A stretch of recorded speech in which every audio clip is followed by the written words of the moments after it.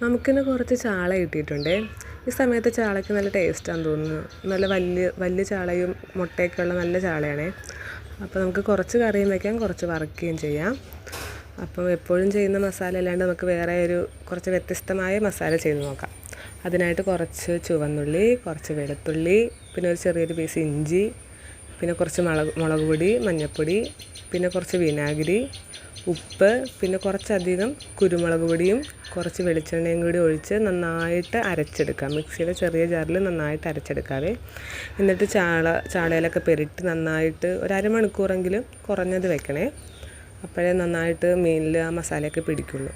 എന്നിട്ട് കുറച്ച് കഴിയുമ്പോൾ നമുക്ക് ചീനച്ചട്ടി വെച്ച് കുറച്ച് വെളിച്ചെണ്ണ ഒഴിച്ചിട്ട് അതിൻ്റെ പുറത്ത് കറിവേപ്പില ഇട്ടിട്ട് മീൻ വയ്ക്കുവാണെങ്കിൽ മീൻ അടിയിൽ പിടിക്കാണ്ട് നന്നായിട്ട് കിട്ടുവേ. അപ്പോൾ തിരിച്ച് മറിച്ചൊക്കെ ഇട്ട് നമുക്ക് മീൻ വറുത്തെടുക്കാം. അധികം മൊരിച്ച് അതിൻ്റെ ആ ഒരു ടേസ്റ്റ് കളയണ്ട. കുറച്ച് മൊരിച്ചെടുത്ത് നമുക്ക് ചോറിൻ്റെ കൂടെ കഴിക്കാം. ഇഷ്ടമായാൽ ലൈക്കും സബ്സ്ക്രൈബും